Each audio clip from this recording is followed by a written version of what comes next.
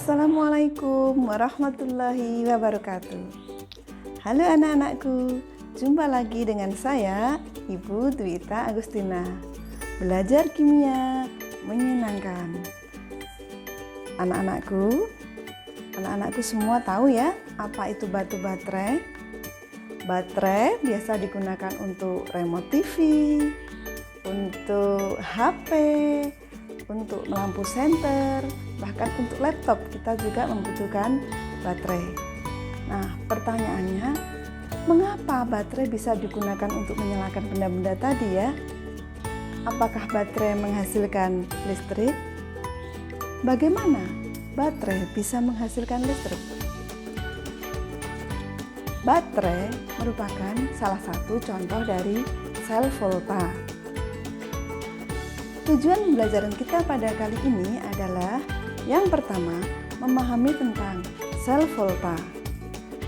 Yang kedua, kita akan mengetahui rangkaian dari sel volta. Yang ketiga, untuk mengetahui E0 sel atau energi potensial sel. Berikutnya, memahami tentang sel volta dari bahan-bahan di sekitar. Baik, untuk yang pertama kita akan belajar tentang sel volta. Untuk pengertian sel volta akan dijelaskan dalam video berikut ini. Sel volta merupakan sel elektrokimia di mana reaksi kimia dapat menghasilkan energi listrik. Pada sel volta terdapat dua elektroda, yaitu katoda yang bermuatan positif dan anoda bermuatan negatif. Bagaimana bisa menghasilkan listrik? Contohnya adalah larutan CuSO4 dan logam Zn. Logam Zn dimasukkan pada CuSO4 berubah berwarna menjadi hitam. Hal ini terjadi karena seng mengalami reaksi oksidasi dengan melepas elektron. Elektron diterima oleh CuSO4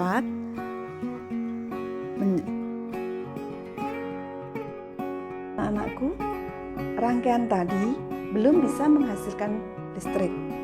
Nah, untuk menghasilkan listrik, seorang ilmuwan yang bernama Alexander Joseph Volta dan ilmuwan lain yang bernama Galvani menemukan bahwa ternyata ketika dipisahkan antara CuSO4 dan ZnSO4 sendiri dengan memisahkan dan dihubungkan dengan elektroda Zn dan Cu dengan bantuan jembatan garam ternyata bisa menghasilkan listrik. Nah, untuk lebih jelasnya, mari kita perhatikan video berikut ini. Pada percobaan ini kita menggunakan larutan CuSO4 dan ZnSO4 dengan elektroda Cu dan elektroda Zn dihubungkan dengan kabel, ternyata tidak menghasilkan listrik. Tapi ketika kita tambah jembatan garam, ada listrik. Nah, berikut penjelasannya. Pada larutan CuSO4 dengan elektroda Cu bermuatan positif dan ZnSO4 dengan elektroda Zn bermuatan negatif. Elektron dari Zn mengalir menuju ke CuSO4. Pada larutan CuSO4, muatan negatif lebih besar karena mendapat elektron dari ZnSO4. Oleh karena itu, dengan adanya jembatan garam, ion SO4 2- dapat dinetralkan menggunakan kation dari jembatan garam, biasanya menggunakan K+ dan NO3- untuk menetralkan Zn2+. Nah, dengan jembatan garam ini akan dihasilkan energi listrik dan ini merupakan contoh dari sel volta pada awalnya.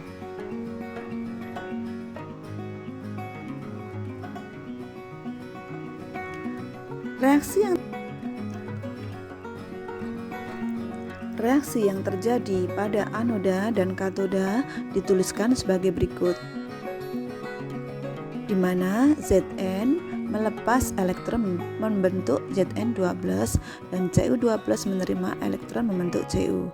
Notasi selnya dituliskan sebagai berikut, di mana anoda didahulukan dihubungkan dengan jembatan garam baru katode. Nah, anak-anakku sudah paham tentang rangkaian sel volta? Berikutnya, apakah semua reaksi bisa menghasilkan enol sel atau energi listrik?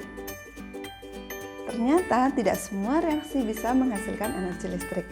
Hanya reaksi yang mempunyai enol positif yang bisa menghasilkan energi listrik. Nah, bagaimana cara menentukannya? Mari kita simak video berikut ini. Pada rangkaian CuSO4 dengan elektroda Cu dan ZnSO4 dengan elektroda Zn, Zn lebih mudah teroksidasi dan Cu lebih mudah tereduksi. Perbedaan tersebut menghasilkan perbedaan muatan rapatan yang menyebabkan perbedaan potensial listrik. Selisih potensial itulah disebut potensial sel.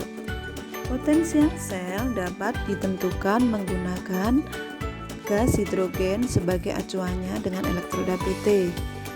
Perhatikan pada rangkaian penentuan potensial Zn dan potensial Cu. Elektroda yang lebih sukar mengalami reduksi dibandingkan terhadap elektroda hidrogen mempunyai potensial elektroda bertanda negatif. Elektroda yang lebih mudah mengalami reduksi dibanding terhadap elektroda hidrogen mempunyai potensial sel bertanda positif. Logam Zn mudah mengalami oksidasi daripada Cu.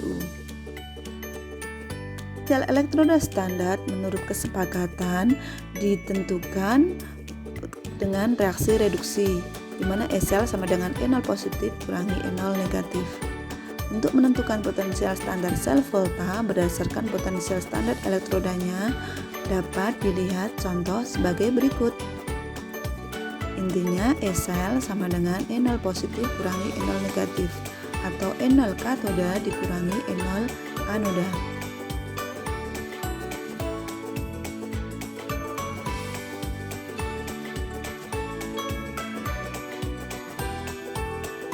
Semua sudah paham anak-anakku? Sudah tahu penerangan sel volta maupun cara menentukan enol sel. Nah, pertanyaannya, bagaimana baterai tadi bisa menghasilkan energi listrik? Anak-anakku tentu tahu ya, bisa menjawab.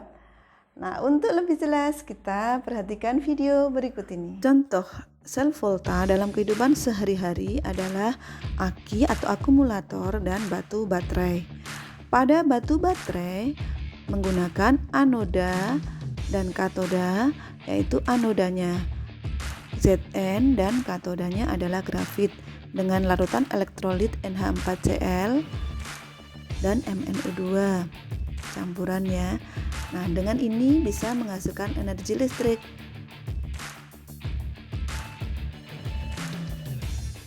Begitu juga pada aki ya. Nah, anak-anakku sudah paham tentang batu baterai? Nah, kita bisa membuat sendiri ya batu baterai dengan memanfaatkan bahan-bahan yang ada di sekitar. Masih ingat tentang kasus seorang anak yang bisa membuat listrik dari pohon kedondong? Pada prinsipnya sama dengan sel volta, yaitu menggunakan 2 elektroda dan larutan elektrolit. Anak-anakku juga bisa membuat sendiri di rumah dengan memanfaatkan bahan-bahan di sekitar. Untuk tugas kita kali ini yaitu membuat batu baterai dari bahan-bahan di sekitar. Diutamakan produknya yang bisa untuk menggantikan energi listrik masa depan ya. Anak-anakku bisa kumpulkan tugasnya pada pertemuan berikutnya. Nah, anak-anakku, demikian saya rasa pertemuan kita pada kali ini banyak ilmu yang kita peroleh pada pembelajaran ini ya.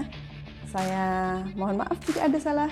Saya akhiri sekian. Assalamualaikum warahmatullahi wabarakatuh.